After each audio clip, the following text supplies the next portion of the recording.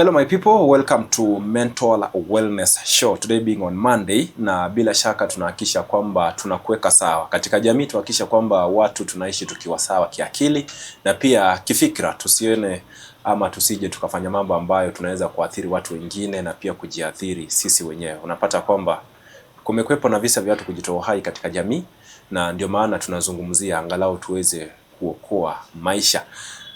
Press that button uweze kusubscribe pale YouTube, na pia vile vile uweze kutufuatilia katika mitandao zetu. Tukiendelea nitakuwa na kueleza ni wapi ambapo utakuwa unatufuatilia. But for now, utaniruhusu niweze kumkaribisha mgeni wetu Honorable Irene Paul. Good afternoon.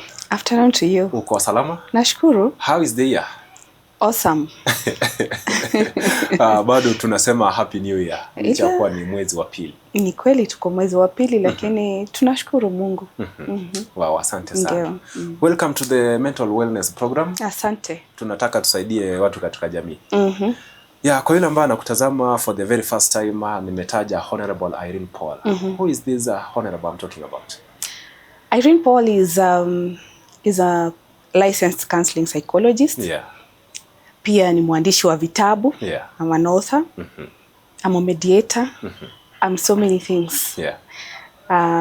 Nilikuwa mwanasiasa kitambo, lakini life vile tunasema ni msimu sasa. Ni msimu. Na pia siasa sio kazi. Pia siasa ni part time. It's a part time job. Do you know why you are here? Yes. Because you mentioned something to do with a certified psychologist and counselor, right? Yes. Yeah, ndio maana tuko hapa. You know, it is worrying because when you look at the society, or in the society, I don't know why people are committing suicide. And it is worrying, and we have to address this issue. Tuanzie hapo. Why is it that people are taking their lives in the society? Kuna mambo mengi sana. Yeah. Unajua, when people look at suicide, they look at suicide as the worst thing. Na watu wengi unakumbuka, isipokuwa ni vile sheria saizi za nchi zimebadilika, and suicide has been decriminalized. Mambo ni mengi ambayo yanachangia mtu kukua anajitoa uhai. Kuna wale ambao wana shida za kisaikolojia. Ambazo ni shida za fikra, na ni mgonjwa actually, si shida, ni ugonjwa. Kwa sababu kwa muda mrefu tumekataa ku acknowledge kwamba mental disorders, tunaziita disorders siku hizi. Mental disorders zimekuwepo, lakini hazikuwa very amplified kwa the African society. Kwa saizi ndio sasa watu wameanza kujua kuna shida. So utakuta kuna wale watu ambao wako na shida za kimawazo, maybe kama schizophrenia. Kuna wale ambao wanapigana na bipolar.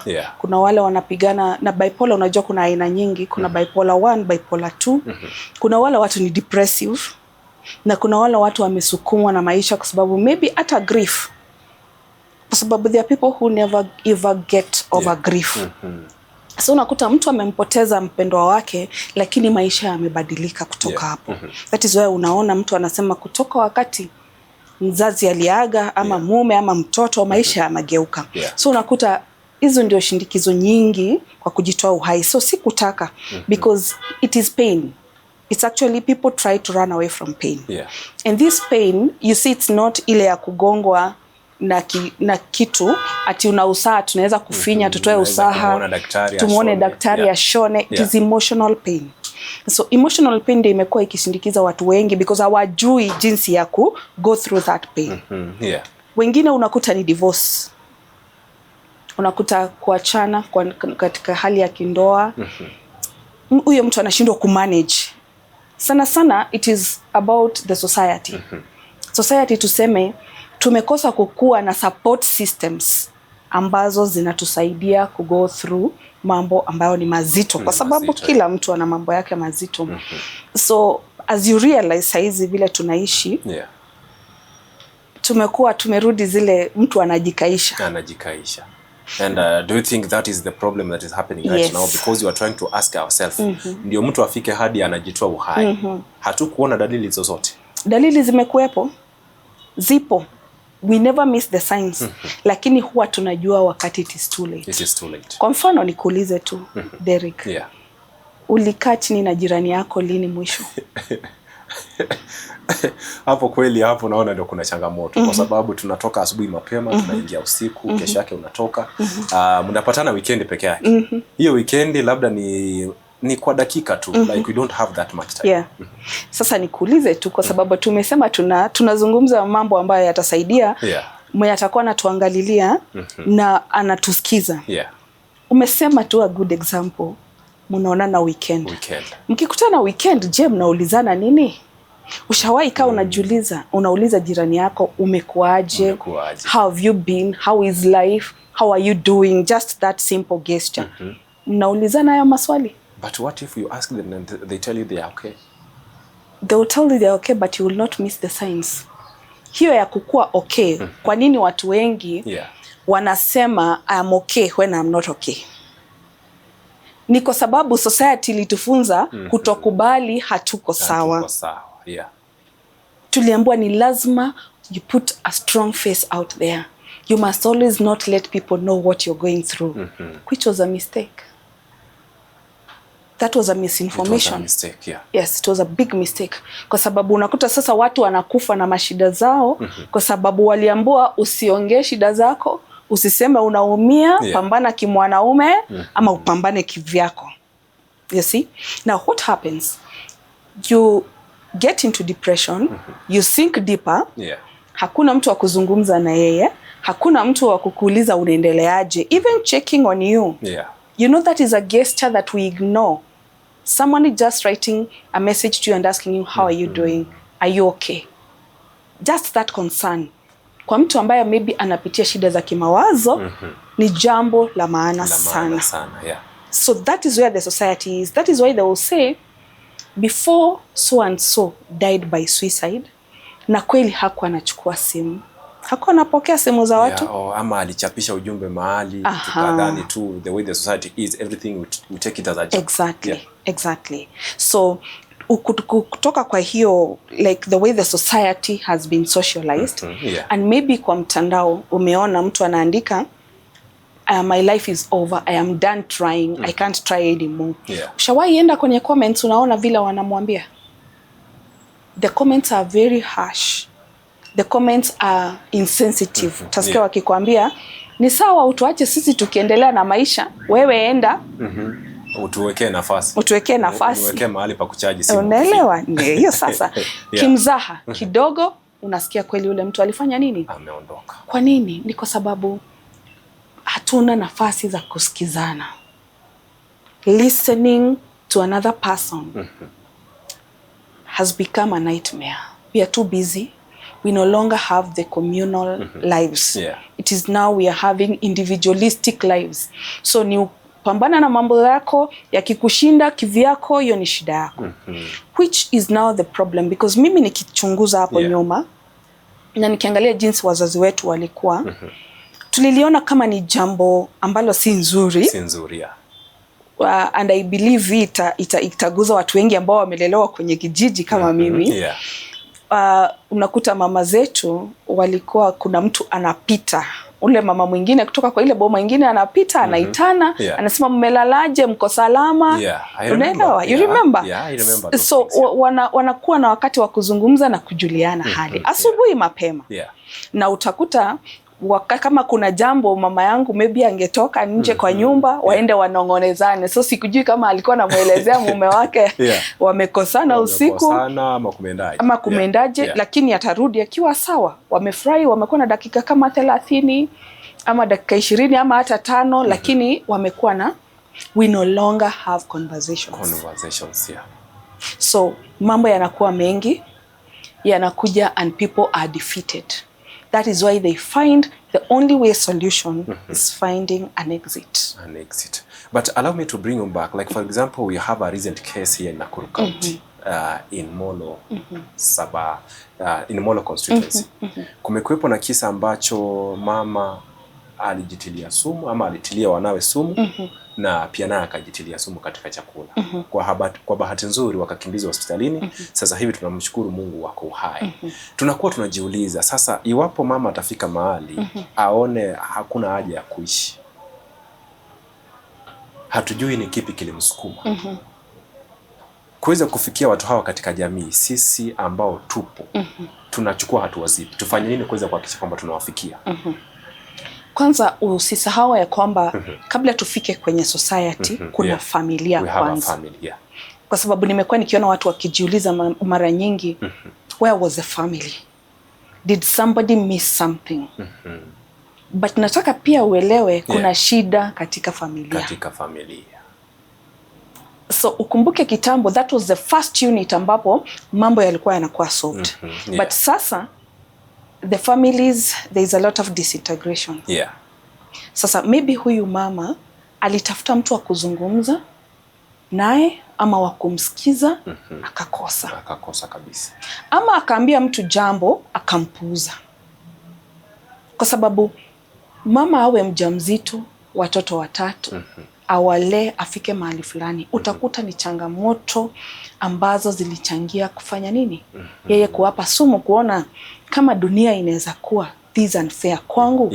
Mbona ni waache hawa wanangu in the same world? Hivyo ndivyo mawazo yake yalimuelezea at that point. You see?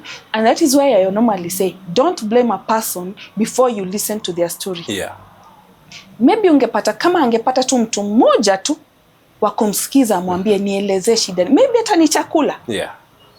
Utashangaa ni chakula ameshindwa kualisha. Na akaona sasa kama siwezi lisha hawa watoto itakuwaje? You see? Lakini ni kwa nini hatukufunzwa kuzungumza? We think being quiet is being strong. And we think speaking out is being weak, which actually speaking out is being strong. Kusema ya kwamba mimi nimefika mwisho, nimelemewa, hata chakula sina, it is a strength because ni courage. Watu wengi wanajiuliza watasema nini? Najua mheshimiwa, utaruhusu pia niweze kuuliza kwa sababu back in the days we had stories that kuna mtu ambaye alijinyonga mahali fulani because of a curse that was spoken.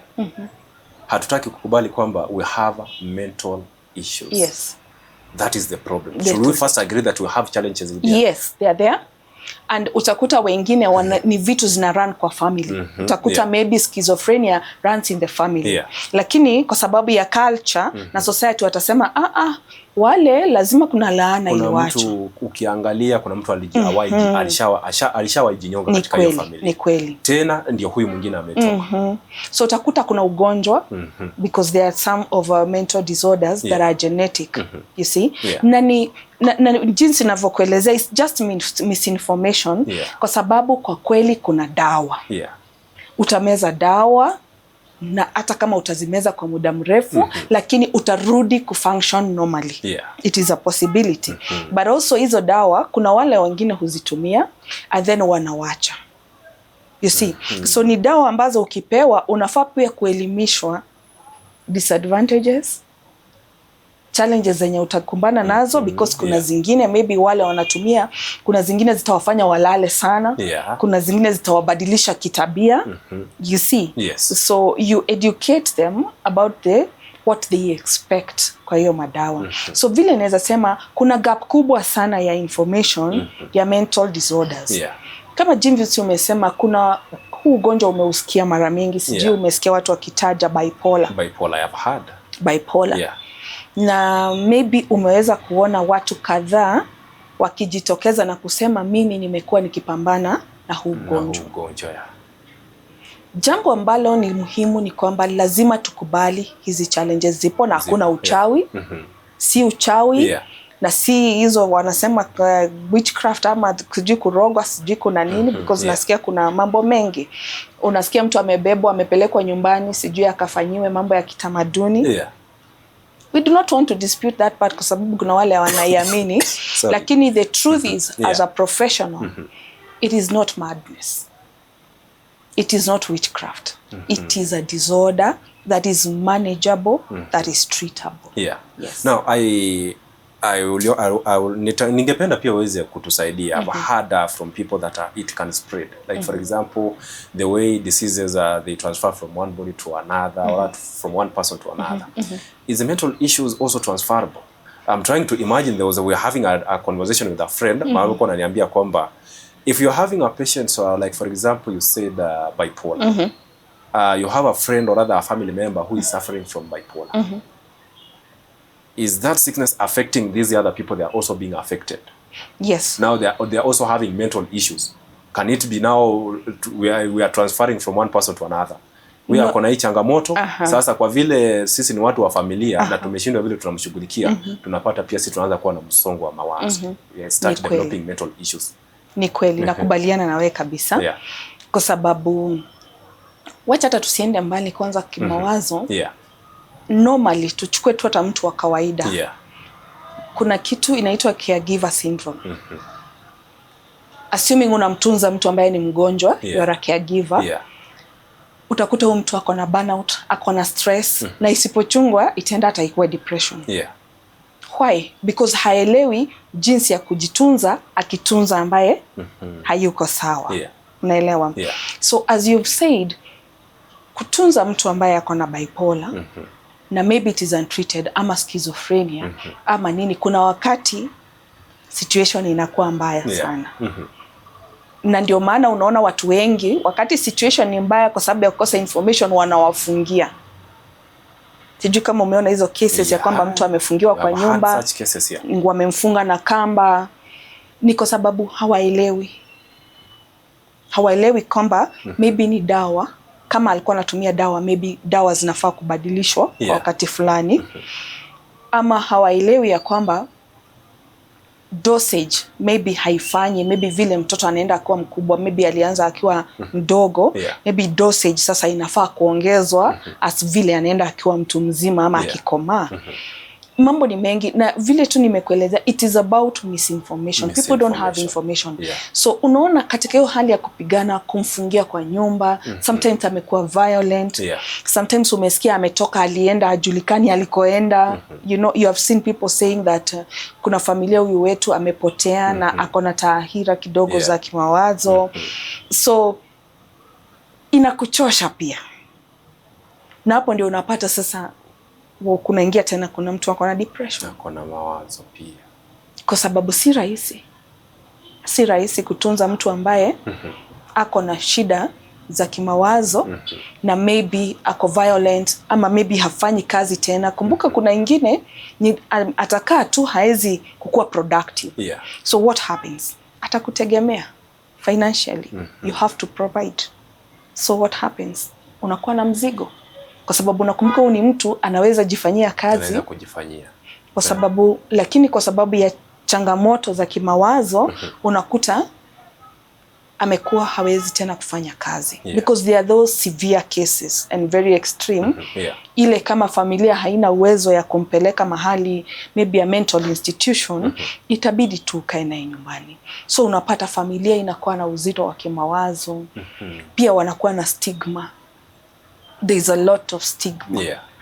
Utasikia watu wakisema ile familia kwao ni wenda wazimu. Unajua hilo ndizo jina watu hutumia. That's a family of mad people. They don't know that these are mental disorders that came up. Nobody actually wants to have those disorders, but they just come. Now, tumeangalia tukaona ni kweli zipo. Visa hivi vipo katika jamii. Now we try to create more awareness. You as a specialist, labda mahala ambapo unafanya kazi katika afisi, because you have spoke about awareness and you still want to create more awareness, tufikie watu wengi, tuweze kuwasaidia. Kwa siku labda ni visa vipi ama visa ngapi ambavyo unaona watu wanakuja kuripoti kutaka kusaidika, ama just trying to reach out to make sure that we try to help people in the society? Are people coming up? People are starting to come up. People are starting to come up kwa sababu ya awareness yenye imekuwa. Na in my own capacity, as vile umesema, I try a lot to tell people, because utakuta tuko katikati ya watu. Tuko na we are social beings. So utajikuta uko katika social setup. And then utasikia jambo limekuwa mentioned, lakini hawa wengine kwa sababu hawajakuwa na information about mental disorders, wewe uko able kupick. Unawaambia fulani mumesema this is not normal. So you just tell them this is not normal. It is not normal, And this could be the reason. and this is the solution. Because remember nilikwambia kuna ile stigma watu usema psychiatrists. Nilikwambia wanasema psychiatrist ni madaktari wa wenda wazimu. Yeah. Psychiatrist wa daktari wa wenda wazimu. Hata mimi na wewe tunaweza kwenda kumuona. Tunaweza kwenda kumuona. Yeah. Kwa sababu utakuta kuna watu wako na mawazo kupita kiasi, hawalali. Usingizi umepotea. Okay? Yeah. So what happens? Ndio tuweze kukurudisha kufunction normally. What happens? Itabidi tukutume kwa daktari. Yeah. Akuandikie dawa, ajue shida ni gani. Ni gani, yeah. Ndio aweze kufanya nini? Kukutibu, ndio uweze kurudi kulala. Yeah. So does that make you a mad person? And know the best thing you have said, it's curable. It is. It is curable. It is. Yeah. It is very curable. And kuna zingine ni lazima utakunywa dawa, you'll manage it.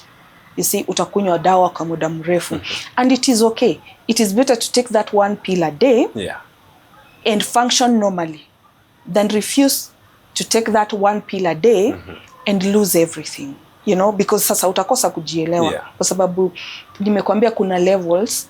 There are mild cases. Yeah. There are also very severe cases. You see, that is now is on the extreme. Because mental disorders zinakuanga na spectrum. Yeah. So utakuta kuna mwenye ana function, just like even depression. I tell people, Yeah, there are people who smile but they are deeply depressed. Lakini kwa sababu tumejidanganya kusmile, yeah, ni kumaanisha uko sawa. Yani tunatokea kwa watu tukiwa tuko sawa kabisa. Yes. Like hata wewe ndio una encourage watu, unawapatia mawaidha. These are how we should do things. Lakini ndani kwa ndani Haupo. wewe ndio mwathiriwa. Wewe ndio mwathiriwa. So that is why we are saying, can we undo that myth? Yeah. That you have to be okay all the time. You don't have to. You don't have, and it is, as they say, it is okay not to be okay. To be okay. Ni vizuri nikikupigia simu na kuuliza Derrick ukoaje, unaendeleaje, uniambia siko sawa. It is okay kuniambia siko sawa, napitia this and that. Yeah. Kuna jambo ambalo aliendi vizuri. You see, without fear, Yeah, of judgment and victimization. You see, yeah, but now the problem is we have feared so much what the world is going to view us by coming out and saying, you know what, I am very depressed. And kama mimi we encourage marafiki zangu, mtu akiniambia, kwa sababu maybe nitachunguza na nione hayuko sawa, yeah, yeah, ninamwambia ni sawa. Ni sawa kukua hivyo huko. Kama unataka kulia the whole day, lia. Because we are emotional human beings. Yeah. So this holding up emotions is what is causing problem. Problems, yeah. Let us normalize saying that we are not okay. And in that saying that you're not okay is where you get help. Yeah. Now, in the society, because as we try to raise more awareness to the society, labda kuna mtu ambaye anatutazama sasa hivi, labda anasikia tukizungumzia kuhusu visa vya watu kujitoa uhai. Tumetaja kuna yule ambaye alikuwa anajaribu kutumia dawa pala akawapa watoto, lakini Mwenyezi Mungu akasaidia. Labda for them to know the early signs, kuweza kuanza kujua mtu kama kidogo anapitia changamoto, ili kuweza kusaidia katika jamii. Kama mshauri, labda unaweza kutueleza dalili ni zipi ambazo watu wanaonyesha, ili tukianza kufikia watu tujue mimi niko na shida fulani, lakini siambii watu, niweze kusaidika. Dalili ni zipi kwa watu ambao wanapitia changamoto za kifikra hivi? Of course, vile tuko tofauti. Yeah. We are all built very differently. Yes. So science zinakuanga pia tofauti. Yeah. So utakuta in some cases somebody was very outgoing, somebody who loved sports, Yeah, who loved engaging and having conversations, then suddenly they are withdrawn. Okay? Yeah. Suddenly there's an abnormal behavior. How they used to do things is no longer there. So utakuta ameanza kuavoid watu, ameanza kuwa anajifanyia mambo peke yake. Yeah. Unakuta tu kuna vitu ambazo si kawaida yake. Kama ni mtu maybe ungempigia simu aweze kupokea, hapokei. Okay. Amenyamaza kabisa, hataki interaction. Kwa sababu ako overwhelmed. Kuna wale pia unakuta there was that idea kitambo walikuwa nasema ladies never used to drink. So Yeah. tuseme hilo lipo mpaka kwa sasa. Lipo mpaka kwa sasa, lakini the facts are the opposite. The opposite, yeah. So utakuta maybe ni kama mimi, umeniona mwisho na unanijua kwa miaka mingi, unajua sinywi pombe, unajua sivuti sigara, ama situmii mihadarati, then suddenly you meet me drunk on the street. What does that should tell you there's a problem, because this is not the person that I knew. So what happens? Watu wengi usema huyo tu ako na mambo yake. Hayo mambo yake ndio unafaa kujiuliza kama rafiki yangu nitasaidia Irene kivipi? Nitamsaidia Irene kivipi? Kwa sababu si yeye, si kawaida. This is a very different person from the person that I know. But what do? We ignore. It's like whatever they're dealing with, let them deal with it. That is the sad part about life. Where we are today, somebody will see something is very wrong, but they will not take a step ya kusema tutamsaidiaje Derek. So ombi langu vile umeuliza ni if you feel umezongwa na mawazo, unasikia unajihisi hauko sawa, you are no longer the same person. And mostly watu ignore ile watu usema hata nguvu ya kuamka kutoka kwa nyumba inakuwa ngumu. Just waking up to step out of the house becomes a challenge. That's a very, very good sign that that person is not okay. Is not okay. Okay? Kwa sababu anajua nguvu peke yake, because internally they're zero. There's zero energy. So what happens? They choose to stay. They sit in the house the whole day, the whole night. Hata kutoka nje hawezi toka. So utasikia majirani walisema na kweli hatujamuona wiki moja. Wiki nzima hatujamuona. Hatujamuona. Wakati unaona polisi ndio wamekuja kutoa mwili, wanasema na kweli alikuwa anatusalimia, lakini kwa muda fulani hakuwa anataka watu. Na kweli alikuwa ameanza kuwa mlevi. Sio ulevi. And people should stop that saying, I want to urge everyone, drinking is not normal. There is always a lot of pain that is covered in drinking. Drinking is just a painkiller, sort of a temporary kunamp pain, kwa sababu ya machungu ambayo watu wanapitia. Tukue wa kuzoea kuzungumza shida zetu. If you have challenges of trusting someone, get a counselor. Njoo tuzungumzie. We will be there. Your information will be confidential. Come and talk to us. Ni vizuri umetaja kuhusu confidentiality, because kuna watu nao pia wanasema mimi nitamwambia nani? Labda nitawaambia mtu fulani aenda apeane kama mfano. So wakifika kwa counselor, the information is well kept. It is. That is a professional counselor. That should be the difference. Because you know every industry has quacks who will today, they will even be recording you and giving you information outside. That is very unethical, because as per training, unless there is a risk of death, there is a risk of harming another person or harming yourself, that is the only time that we break the confidentiality. That is, and it is actually provided for by law.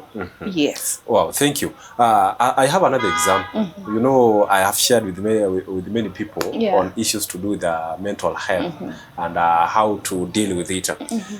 Like right now, everybody is complaining about the state of economy. Na umeeleza kwamba labda mtu amesongwa na mawazo kwa sababu labda chakula hana. In a state where everybody is complaining about food, they cannot afford food. Now you find out that hata mtu akijitokeza kuelezea kwamba mimi niko na tatizo la njaa, anamweleza hata pia sisi tunaumia hivyo. Hapo tutasaidiana vipi? Of course, now those are policy issues. Kwa sababu it's a government that is supposed to ensure that its people have food. But also you should also understand that we have a challenge in terms of production as a country. We are more of consumers. That is why unaona chakula inatoka Tanzania, Uganda. Why? We have also not embraced farming. You get me? Kwa sababu bibi nataka umesema tu ni changamoto kidogo tu. You know, you said you are once a politician and you have just decided to answer that question politically. Not really. Because changamoto ni moja. I always tell the people, don't always ask what the government can do for you. What can you also do for yourself? A very simple example. Do you know you don't have to buy dania? You don't have to buy tomatoes. Yeah. We have small gardens you can even put outside. Yeah. Mchanga kidogo weke kuna mboga, so umesave shilingi ya mboga. Yeah. But the society that we have right now, we have not embraced those small things that matter. Na ndio maana tunasema, can we go back to the basics? Let's go back to the basics. Yeah. Because remember, we were told agriculture is for the poor. But now suddenly we are realizing it's not for the poor. Yeah. It's for everybody, because we need to eat. And we are headed to a situation where you need to eat what you farm, all right? And sell the surplus. But how many people are farming and how many people are consuming? You get me? Yeah. That is a challenge, because tuliamini kwamba kilimo ni cha maskini, ni cha watu maskini. Ni cha watu maskini. Yeah. So we also need, as much as we want to bash the government, it's also important for us to ask ourselves, what are we doing as a society? Do we want to sit in town and be in town and languish in poverty, yet there are opportunities in the village? Are we having the courage to say that we can move back to the village and be producers and sell to the consumers? To the consumers, yeah. You see, it's a challenge. And haswa vijana. It is time we start embracing farming in whatever small way, because food is a basic. Can you produce just a little and save that coin? What you can produce, they say they are rooftop farms, just small farms. There are those bags where you can plant and you have a supply for sukuma wiki or spinach for a month. So can we also challenge ourselves? Tusiache kukua very dependent on the government. The government will not feed you. Of course there are challenges. And sisi wenyewe tunafaa kujua. Naona muda nao ndio unaendelea kusonga. Tumesalia na chini ya dakika kama 3 hivi. Lakini kwa vile tunazungumzia, this is just the start. We are hoping that tukisonga tutakuwa tunatafuta watu ambao we share testimonies pia, tuweze kuona watu ambao wanatazama pia wajue ni kweli when we talk about it is curable, when we talk about mental health and awareness. Tunazungumzia pia we share testimonies, watu pia waweze kuona ni kweli. Tukizungumza pia kuna matokeo pia. But sasa tukimalizia, labda kuna yule ambaye ametutazama na labda hakuwa ametupata. Tumezungumzia kuhusu suicide cases na nikatumia mfano katika kaunti ya Nakuru. Maybe ama tunapata kwamba katika jamii kuna mtu ambaye alionyesha dalili, alikuwa anazungumza tu kwamba na mkiona mimi hata nitanunua kamba nijinyonge. Msicheze na mimi. And we ignored. Trying to save the society. Tufanye nini tukimalizia? Ningependa tu kushawishi the society at large, in mostly from family setups. Let us be a bit sensitive. Let us at least be empathetic. Turudishe ule utu wa kitambo. That you would carry someone's burden. I know we have our own burdens, but listening costs you nothing. Listening to someone costs you nothing. You may not, and let me tell you, it is very sad, because most of the problems that people imagine, if you'd listen to people who had attempted suicide, it's not things that need money. Just sharing. Because that's the assumption people have. It is an issue that needed somebody to listen to you. I may not give you money, but I will give you an idea how you will go through your problem. Let us start changing a society and embrace the brotherhood, embrace sisterhood. Let us not be people who bring others down. Let us be people who support others, because these things are very temporary. Because you'll find, they always say, the person who dies by suicide, if only they had waited for another day, things would have been different. So let us be each other's keeper. Tuache kukua na unyama, kwa sababu tuseme kuna unyama kiasi, and the online bullying should also stop, because there are so many issues going around. Wow, thank you. Thank you. And labda kuna mtu ambaye anakutazama pia na angependa kupata ushauri as a counselor, kwa afisi angependa kukutembelea. You can share your contacts with them. I will give them, they'll find me right now. I'm online because I'm also very mobile. Kwa sababu we are trying to change counseling to you not walking into the office. We are trying to get out. You see, because these issues of waiting for people in the office will never come. I am a person who believes now in going to, because for my clients, they will call me and I will go to where they are. And we will have that conversation. Wow. You see. So you just reach us out. We have our TikTok page, Insight Therapy and Training Center. Just go there, you get my contacts there, and you can reach out. Wow, thank you. And you know, they always say to be your brother's keeper. But today I'm going to change that phrase. Replace that brother with a neighbor. Yes. Because it's not always about a brother. No. Blood is not about, brotherhood is not about blood. That is why even the Bible says there is a friend who is closer than a brother. Family is where you are. Begin there.